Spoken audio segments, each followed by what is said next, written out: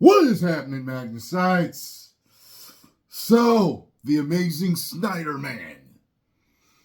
Zack Snyder says DC is making Batman irrelevant if he can't kill. Very interesting.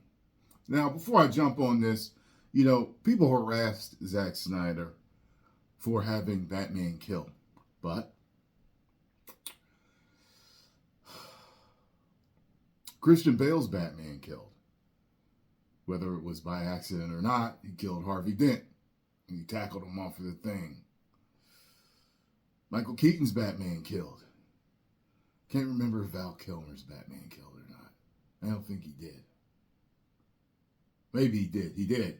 He did. Yeah. So what? That's what I have to say about it. Now, before I jump on this, though, I'm going to give you my opinion on Batman killing. Batman having that one rule of not killing it makes for good storytelling. It shows you the virtue of the hero and all this other stuff. However, it is true. It's been brought up in the storytelling is like the fact that you refuse to kill the Joker, specifically, but the fact that he doesn't take out all of those villains. He allows all of these other murders to continue to happen over and over and over again. It's this whole thing where, if I kill, then I'll I'll be just like them and I won't be able to stop killing. Well, you really won't be just like them because you'll be killing evil people. You'll be taking them out. Fiction has a lot of reality written into it. And one of the realities that isn't always written into Batman, or it's not written into Batman, at least for him specifically, is in the real world, we take out criminals like that. If you're a mass murderer and all this other stuff, you're either getting death or cops are going to get you when they're attempting to catch you. Could be someone else getting you, or you're getting life in prison. Like, that's it. Now, because the villains, the fact of the matter is this is a business and it's fiction.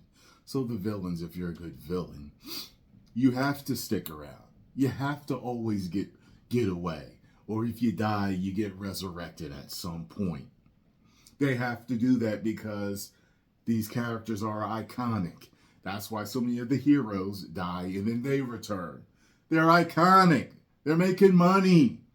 But in real life, this type of stuff isn't making money. You know what I'm saying?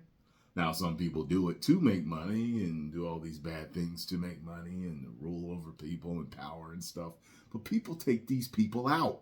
So I have never, and the mag means never, ever had a problem with Batman killing. It doesn't bother me whatsoever.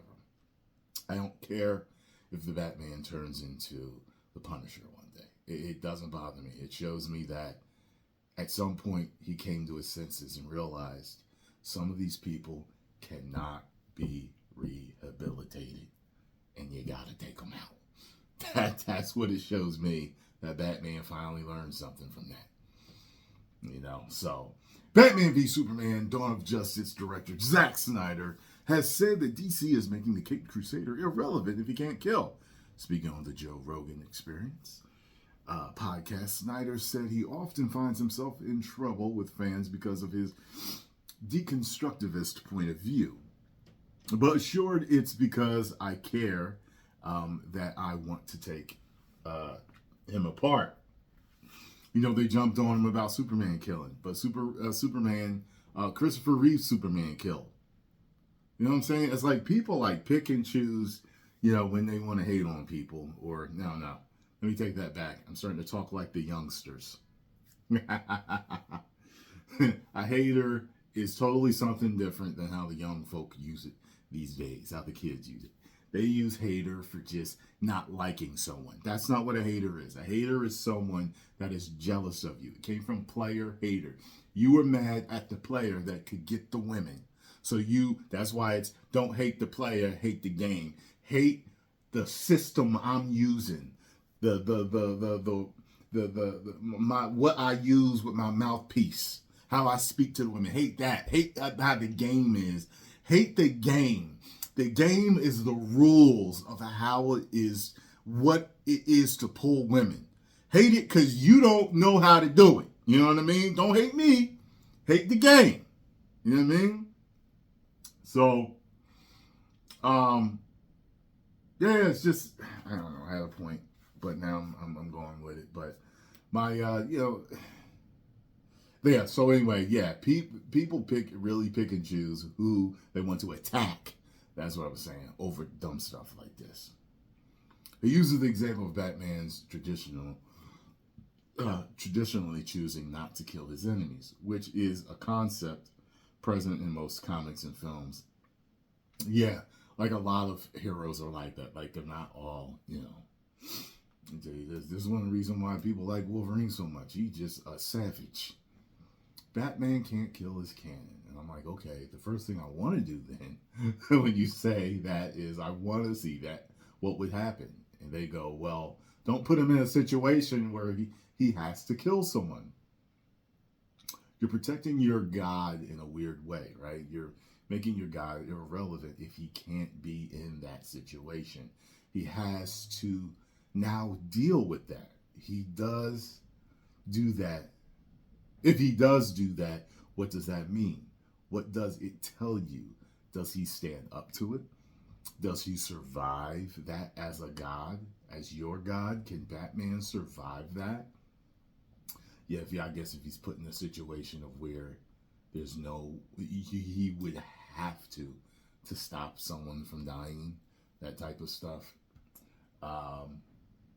Yeah, so there aren't any particular personal murders of Batman's in Batman v Superman. However, where the superhero takes this a moment to reflect or consider, half a dozen deaths come via the Batmobile's machine guns and blatantly driving through people, and Batman himself stabs, blows up, and neck breaks a handful of henchmen too. The scenes proved controversial with Batman fans, so Snyder has been forced to defend the killing previously. Someone says to me, Batman killed a guy. I'm like, F, really? Wake the F up. He also compared to his other comic book film, Watchmen, and its mature story. Once you've lost your virginity to this effing movie, and then you come and say to me something like, my superhero wouldn't do that. I'm like, are you serious? I'm like, down the effing road on that. I'm a cool point of view. It's a cool point of view to be like, my heroes are still innocent, but heroes didn't effing lie to America.